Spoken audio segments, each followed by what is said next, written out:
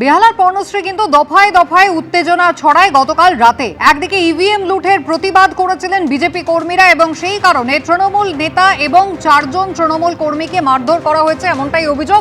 বিজেপির কর্মী সমর্থকরা তারা বাসে করে ইভিএম লুট করার চেষ্টা করছিলেন, তৃণমূলের কর্মী সমর্থকরা তারা বাধা দিয়েছিলেন এবং সেই কারণে তাদেরকে এইভাবে বেধড়ক মারধর করা হয়। বেহালা পশ্চিমের তৃণমূল কংগ্রেসের প্রার্থী রত্না চট্টোপাধ্যায় এই অভিযোগ তিনি করেছেন।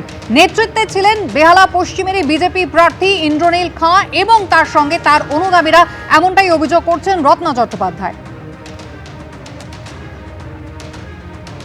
129 নম্বর ওয়ার্ডে যখন বাসে করে ইভিএম তুলছে তখন বিজেপির দুষ্কৃতীরা ইন্দ্রনীল খাঁ এবং মৈনাক চ্যাটার্জি, যারা বেহালার নেতৃত্ব এবং বেহালা পশ্চিমের যিনি টিএমসি প্রার্থী, তাদের নির্দেশে ইভিএম চুরি করতে এসছে। বাধা দিতে যাওয়াতে আমাদের একটা ছেলেকে অসম্ভব পিটিয়েছে, তিনি এখন ট্রমা কেয়ারে আছেন। এবং আমাদের এখানকার যে নেতা 129-এর অঞ্জন দাস, তাকে মেরে মাথা, নাক, থুতনি সব ফাটিয়ে দিয়েছে। একজনের মুখের ভেতরে 8টা সেলাই পড়ে দাঁত পড়ে গেছে। আমার বক্তব্য যে একটা শান্তিপূর্ণ পরিবেশ, যেখানে সারাদিন কোনো গন্ডগোল হয়নি, কোনো কিচ্ছু আমাদের দিক থেকে কোনো প্ররোচনা দেওয়া হয়নি, তাহলে ইভিএম মেশিন তোলার সময় এরকম হামলা হলো কেন? নিশ্চয়ই ইভিএম চুরি করার ওদের মতলব ছিল, আমি এটা বিশ্বাস করি। উল্টে ইভিএমকে ওরা ঘিরে রেখেছিল।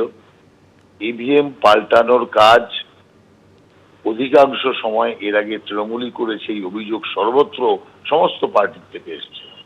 অতএব সেই কারণে এই গন্ডগোল হয়েছে এবং বিজেপিকে অহেতুকভাবে বিজেপি রক্ষা করতে এসেছিল।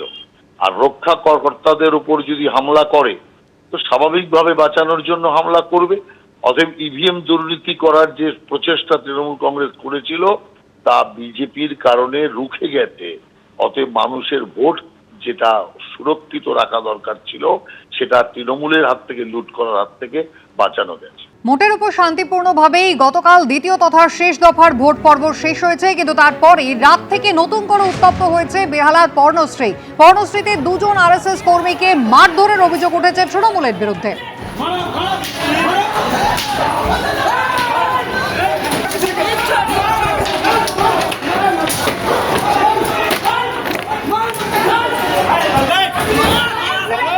ভাইরাল ভিডিও দেখতে পাচ্ছেন যেখানে একেবারে লাঠি বাঁশ হাতে তৃণমূল কংগ্রেস কর্মীরা 2 জন আরএসএস কর্মীর বাড়ির ওপর ছড়া হয়, এমনটাই অভিযোগ। এমনকি পাথর পর্যন্ত ছোড়া হয়েছে। সংঘর্ষের জেরে একজন আরএসএস কর্মীর মাথা ফেটেছে, আরও একজন তিনিও আক্রান্ত হয়েছেন।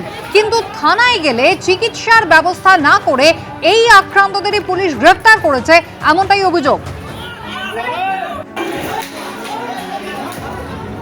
এই ঘটনায় মোট 5 জনকে গ্রেফতার করা হয়েছে। রাতের অন্ধকারে তৃণমূল কংগ্রেসের বিরুদ্ধে অভিযোগ, পর্ণশ্রীর 2 জন আরএসএস কর্মীর ওপরে লাঠি সোটা দিয়ে হামলা চালানো হয়, এমনকি তাদের বাড়ি লক্ষ্য করে পাথর পর্যন্ত ছোড়া হয়। অন্যদিকে যারা আহত হয়েছেন তাদেরকেই পুলিশ গ্রেফতার করেছে, এমনটাই অভিযোগ করেছে আরএসএস। ভাইরাল ভিডিও দেখুন, একেবারে বড় বড় বাঁশ লাঠি নিয়ে যেমন হামলা চালানো হয়েছে, তার পাশাপাশি বড় বড় থান ইট কিন্তু বাড়ি লক্ষ্য করে একেবারে উড়ে আসছে।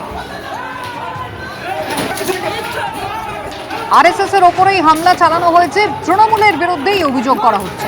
ছবিটা দেখুন, বড় বড় থান ইট, আদলা ইট একেবারে বাড়ি লক্ষ্য করে ছোড়া হচ্ছে, তার সঙ্গে রয়েছে বাঁশ, রয়েছে লাঠি।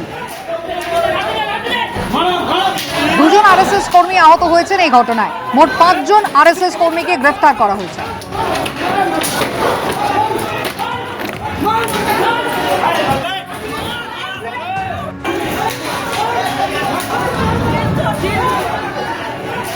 সন্ধ্যে 6টায় ভোট শেষ হয়ে গিয়েছে, কিন্তু তারপরই একেবারে রাতে রণক্ষেত্র হয়ে ওঠে পর্ণশ্রী। বেহালার পর্ণশ্রীতে 2 জন আরএসএস কর্মীর বাড়ি লক্ষ্য করে ইট বৃষ্টি হয়, লাঠি সোটা নিয়ে হামলা চালানো হয়। 2 জন আরএসএস কর্মী আহত হয়েছেন বলে জানা গিয়েছে এবং এই ঘটনায় যারা আহত হয়েছেন তাদের চিকিৎসা না করিয়ে উল্টে পুলিশ এই আক্রান্তদেরই গ্রেফতার করেছে, এমনটাই অভিযোগ করা হয়েছে।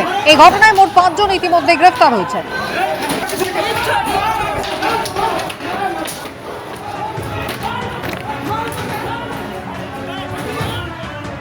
আরএসএস করে, এটাই হচ্ছে কথা, ওই হচ্ছে ওদের ড্রাগ, আরএসএস করে।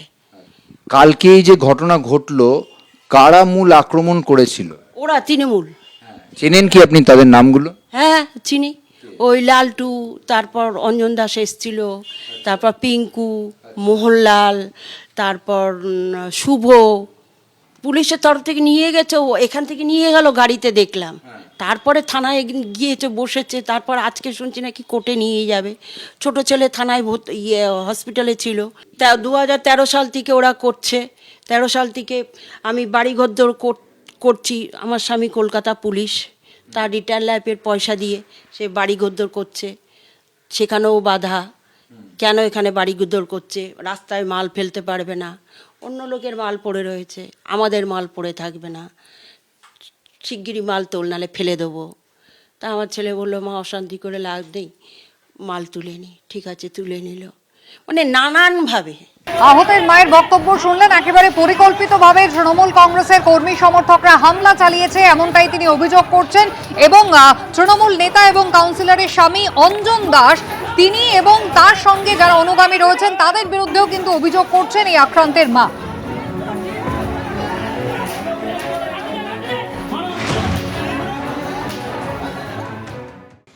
ওরা প্রসেনজিৎ বিজেপির বুথে রাজনৈতিক কর্মী হিসেবে ছিল, সেটাই তার অপরাধ। আর অভিজিৎ রাষ্ট্রীয় স্বয়ংসেবক সংঘের স্বয়ংসেবক। ওদের বাড়িতে রাত্রিবেলা চড়াও হয়, প্রথমে পাথর ছড়ে ওদেরকে আহত করে, তারপরে দুই ভাইকে বেধড়ক মারে, মাথার মধ্যে লোহার রড দিয়ে লাঠি দিয়ে মারে, মাথা থেতলে দেয়। জঙ্গলে রাজত্ব চলছে। আমরা এখানে অফিসার ইনচার্জের সঙ্গে আমি কথা বলে গেলাম। আমি বললাম যে আপনার আইন যেটা বলে সেটা থেকে দেখুন, নিজের সাধারণ নিঃস্বার্থ বুদ্ধিতে দেখুন আইন কি বলে, যে তাদের কজ অফ অ্যাকশন কি। তাদের বাড়িতে কেউ আক্রমণ করেছে, সে মানুষটা নিজেকে বাঁচানোর চেষ্টা করেছে, তাকে হাসপাতালে না ভর্তি করে সারা রাত এখানে রেখে দিয়েছেন লকআপের মধ্যে। এই অমানবিক পদ্ধতি কেবল কলকাতার পুলিশই করতে পারে। জঙ্গলরাজ চলছে, এমনটাই কিন্তু অভিযোগ করছেন আরএসএস এর দুজন কর্মী, যাদের ওপরে হামলা হয়েছে। একেবারে মাথা ফেটে গিয়েছে একজনের, তাদের চিকিৎসার বদলে পুলিশ তাদেরকেই গ্রেফতার করে নিয়েছে। চরম অরাজক একটা পরিস্থিতি। আরএসএস এর পক্ষ থেকে এমনটাই অভিযোগ করা হচ্ছে। আর এই গোটা ঘটনায় মোট 5 জনকে গ্রেফতার করা হচ্ছে। ভাইরাল ভিডিওর ছবিটা একবার দেখুন, যেখানে দুজন আরএসএস কর্মী, তাদের বাড়ি লক্ষ্য করে থানির ছোড়া হয়েছে রাতের অন্ধকারে, এমনটাই অভিযোগ করা হচ্ছে। শুধু তাই নয়, লাঠি সোটা বাঁশ নিয়ে চড়াও হয়েছেন তৃণমূল কর্মীরা, এমনই অভিযোগ। তৃণমূলের পক্ষ থেকে কি বলা হচ্ছে এবার দেখুন। সস্তার নাটক, এটার সাথে রাজনীতির কোনো সম্পর্ক নেই। বেহালার মাটি তৃণমূলের দুর্গ, যেই মাটিতে তৃণমূল জিতে গেছে সেই মাটিতে ফালতু ফুটেজ দিতে যাবে কেন? আসলে এগুলো কিছুই না। ওরাও বুঝে গেছে যে গতকালকের পরে আর পায়ের তলার জমি নেই, কাউন্টিং হল অব্দি এজেন্ট খুঁজে পাবে না। তার জন্য যাতে এজেন্টদের মনোবল ধরে রাখা যায়, তার জন্য এইরকম ঘুরপথে বিভিন্ন নাটক আমদানি করতে হবে। কিন্তু 4 মে মমতা ব্যানার্জির সরকার চতুর্থবারের মতো শপথ গ্রহণ করবে। শুধু তাই না, এবার তো যা ট্রেন্ড দেখা যাচ্ছে 230-40, মানে সিপিএম এর 235 বামফ্রন্টে, সেই সংখ্যা পেরিয়ে না যায় সেই দিকেই বিজেপি চিন্তায় আর তৃণমূল আশায় বসে রয়েছে। স্বাভাবিকভাবে এই সস্তার নাটকে চিরে ভিজবে না। যদি অন্যায় হয়ে থাকে পুলিশ ব্যবস্থা নিক, প্রশাসন তো নির্বাচন কমিশনের অধীনে, প্রশাসনকে ব্যবস্থা নিতে। দাবাং ফাবাং অনেক পুলিশ অফিসার এসছে, চুলবুল পান্ডেদের পাঠাতে বারণ কে করেছে?